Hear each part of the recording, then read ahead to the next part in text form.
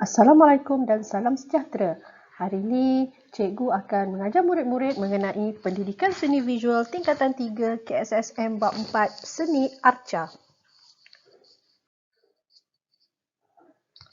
Objektif pembelajaran kita pada hari ini ialah selepas mempelajari tajuk ini, murid boleh menjelaskan definisi, sejarah, jenis dan kaedah penghasilan seni arca. Kedua, mengenal pasti pengacar dan seni arca tempatan. Tiga, membuat eksperimentasi dan penerokaan pelbagai media dan teknik dalam proses penghasilan produk seni arca. Menterjemahkan hasil daripada eksperimentasi dan penerokaan media dan teknik dalam penghasilan produk seni arca dengan menggunakan imajinasi dan idea secara kreatif. Dan yang terakhir, mempamerkan, menghayati dan menjelaskan pengalaman sendiri dalam penghasilan produk seni arca. Definisi seni arca. Seni arca adalah hasil produk seni dalam bentuk 3 dimensi. Contohnya seperti gambar di sebelah, iaitu karya daripada Ramlan Abdullah. Karyanya adalah U-Clamp. Permukaan bagi seni arca ini sebenarnya dia dapat kita sentuh serta kita dapat lihat daripada pelbagai sudut. Perkataan arca itu sendiri dalam bahasa Inggeris kita sebut sculpture dan dalam bahasa Latin pula kita sebut sebagai sculpture yang bermakna satu proses mengukir, memotong atau menggores.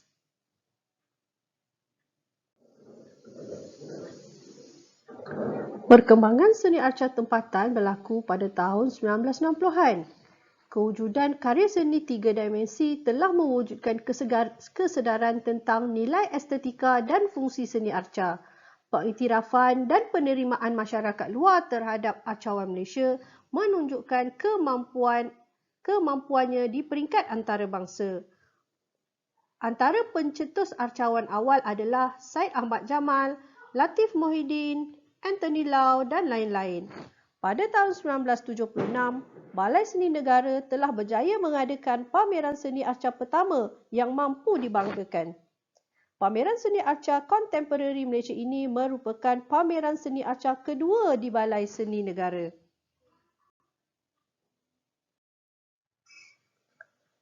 Seni arca awam ialah penghasilan seni yang diletakkan di ruang terbuka.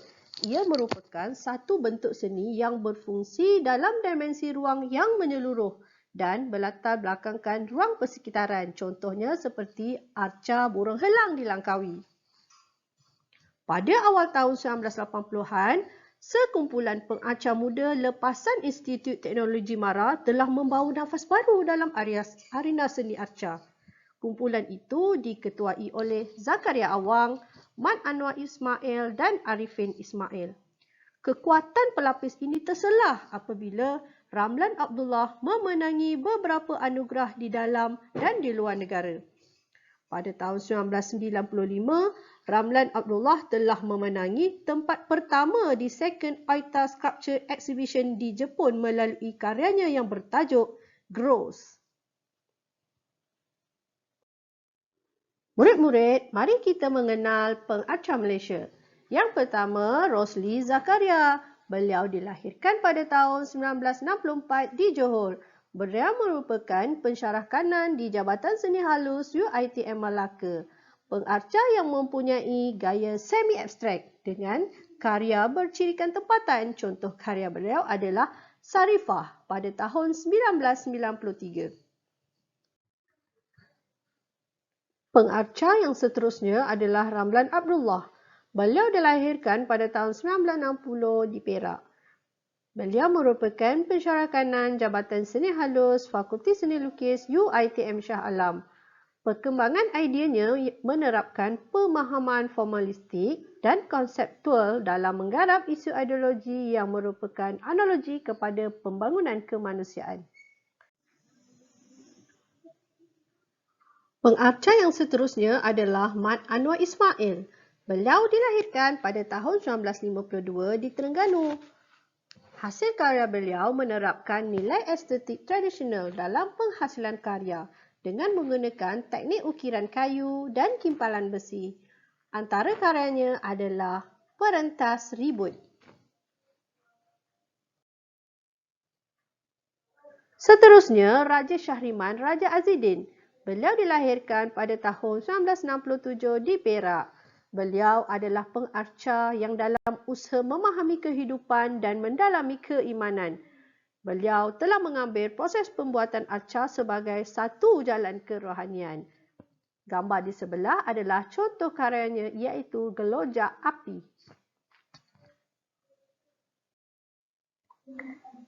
Jenis-jenis arca. Arca yang pertama adalah arca estetik. Arca estetik merupakan arca yang diperagakan untuk tujuan penghayatan nilai dan keindahan sahaja. Ia mempunyai nilai intelek yang tinggi untuk difahami. Biasa kita gunakan arca estetik ni sebagai barang perhiasan. Arca yang kedua adalah arca berfungsi. Arca berfungsi ni bukan sahaja mempunyai nilai estetik, tapi kita gunakan dia untuk tujuan kepentingan, seperti kita boleh gunakan dia sebagai tempat duduk. Kaedah asas membuat arca.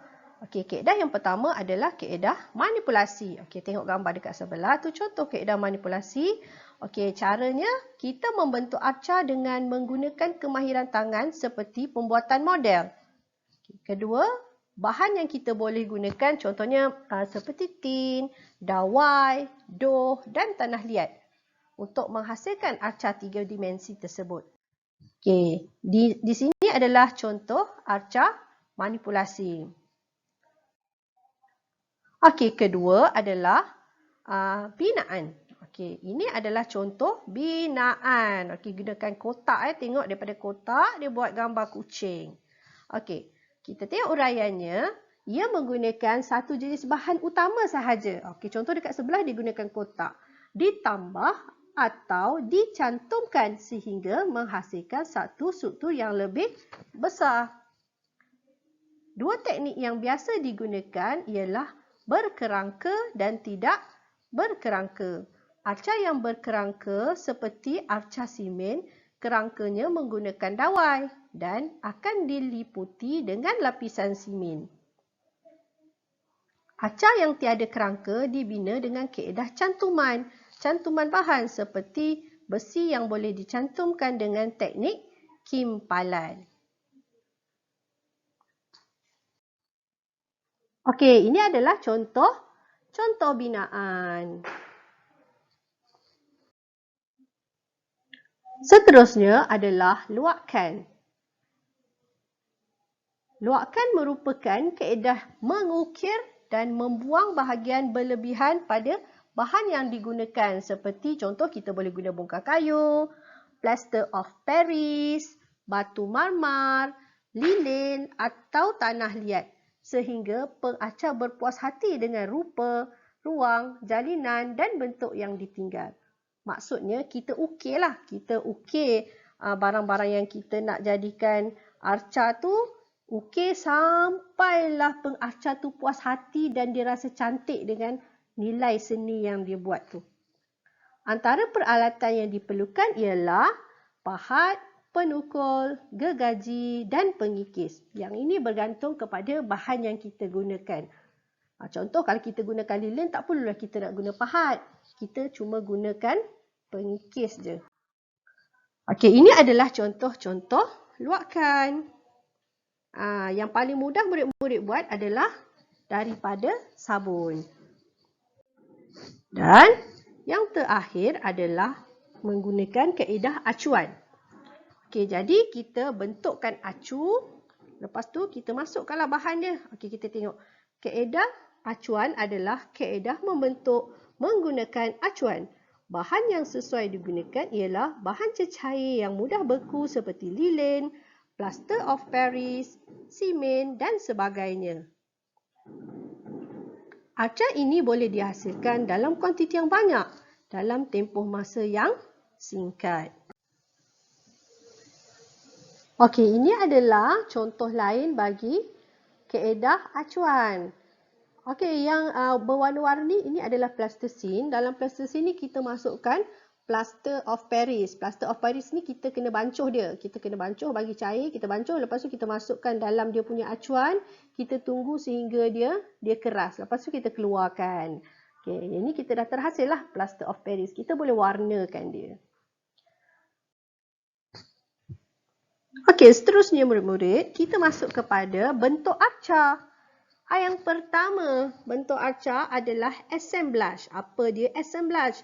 Arca daripada cantuman pelbagai bahan yang terbuang yang berbeza. Okey, contohnya tajuk dia robot, karya oleh Ahmad Azhari Muhammad Nur. Okey, yang kedua adalah binaan. Okey, binaan ni kaedah yang menggunakan satu jenis bahan utama sahaja untuk dibina, ditambah atau dicantum. Okey, contohnya hasil karya oleh Anthony Lau dengan karyanya Lembu Liar menggunakan batu dan habuk simen. Okey, seterusnya luakkan. Luakkan adalah proses mengukir dan membuang bahagian yang berlebihan daripada blok bahan. Okey, contoh tadi yang cikgu tunjuk, kita ukir guna sabun kan. Okey, yang seterusnya keempat, timbulan. Timbulan adalah arca berbentuk 3 dimensi yang menonjol keluar daripada satu permukaan 2 dimensi yang rata. Okey, contoh tadi cikgu dah bagi muka orang tadi kan. Okey, itu adalah timbulan. Okey, contoh yang seterusnya adalah acuan. Okey, acuan ni biasalah. Arca acuan dibentuk dengan menggunakan acuan. Contohnya dekat sebelah ni, karya daripada Muhammad Samsu Muhammad, Teko Bunga Terung. Okey, mobile. Arca ini mempunyai seni kinetik kerana kemampuannya bergerak, berputar atau berombak. Okey, maksudnya arca ni dia boleh bergerak. Okey, nanti cikgu tunjukkan. Okey, karya seterusnya adalah instalasi, iaitu satu peragaan arca yang menggunakan persembahan berdasarkan tempat dan masa sebenar. Okey, yang seterusnya dinding. Okey, dinding adalah integrasi antara catan dengan arca yang dihasilkan di atas permukaan kayu dan kemudian dilekatkan di dinding. Okey, dan yang terakhir adalah stabile. Stabile merupakan arca jenis ini bergerak tetapi tidak mempunyai awangan dan pergerakannya terhad. Okey, macam mobile tadi dia terawang-awang, tapi stabile ni dia kita boleh letak dekat bawah. Okey, dia tak terawang-awang. Okey, ini contoh arca mobile dan ini adalah contoh arca stabile.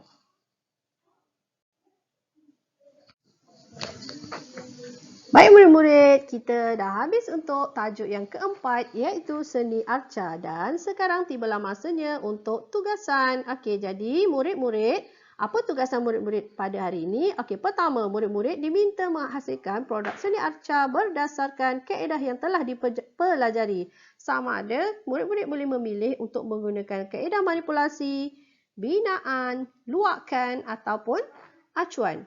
Murid-murid diberi masa 2 minggu untuk menyiapkan tugasan dan hasil seni murid-murid akan dipamerkan semasa kita membuat aktiviti tumpu galeri.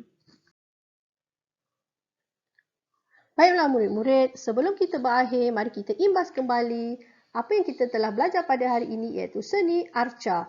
Okey, seni arca ni ada kaedah-kaedah untuk menghasilkannya. Ia terdapat 2 jenis dan terdapat bentuk-bentuk seni arca. Dan murid-murid juga telah berkenalan dengan pengarca dan karya seni mereka.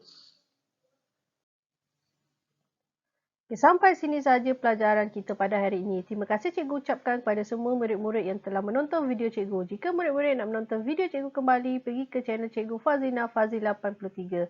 Sehingga kita jumpa lagi. Bye.